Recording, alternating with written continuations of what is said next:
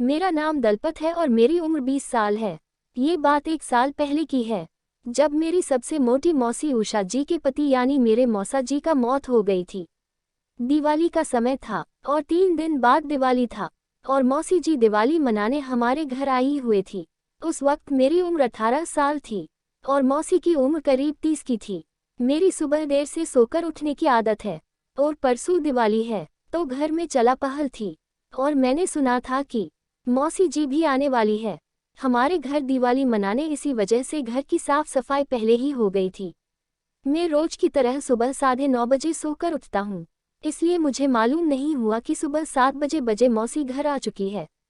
मैं घर के 20 पहली कमरे में सोता था, जो बहुत बड़ा है। मेरे घर में सब लोग वहीं आकर बैठते और बातें करते थे।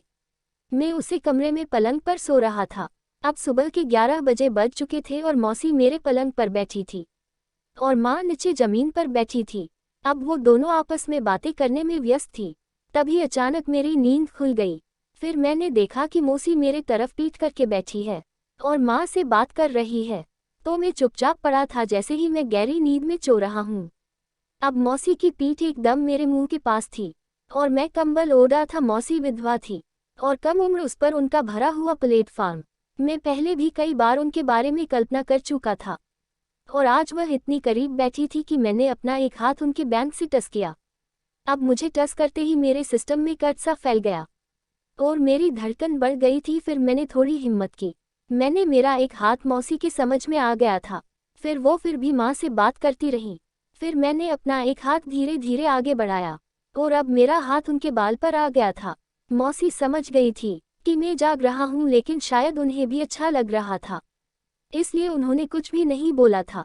फिर मैंने महसूस किया कि उनका बदन तप रहा था। अब उन्होंने कुछ नहीं बोला था, इसलिए मेरी हिम्मत और बढ़ गई थी। फिर मैंने अपना हाथ उनके चेहरे की तरफ बढ़ा दिया, लेकिन अब मौसी झटके से उठ खड़ी हुई। अब मैं उनकी इस हरकत से घबरा गया। अब मेरी माँ सामने थी, लेकिन वह कुछ समझ नहीं पाई थी।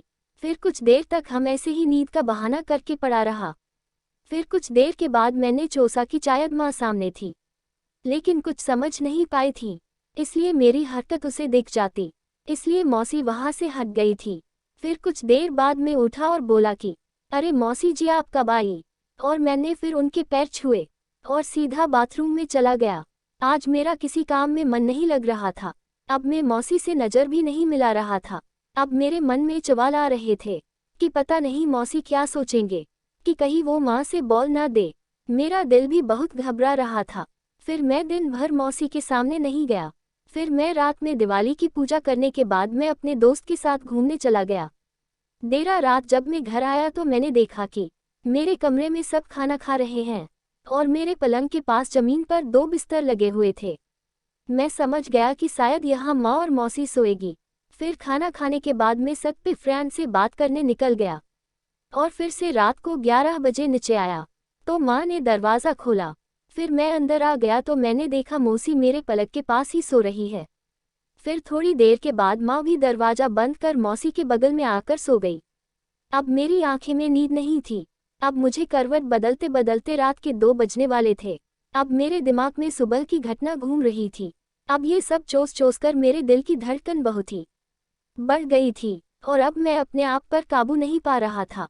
अब नीचे जमीन पर मौसी जमीन पर गहरी नींद में सो रही थी और कमरे में नाइट बल्ब जल रहा था और माँ भी सो चुकी थी। फिर मैंने अपने धड़कते दिल से अपना हाथ पलंग के नीचे लटका दिया। अब मौसी बिल्कुल मेरे पलंग के पास सो रही थी। फिर मैंने धीरे धीरे अपना एक हाथ पैर पर टच किया और कुछ देर तक अपना हाथ उनके पैर पर रखे रहा।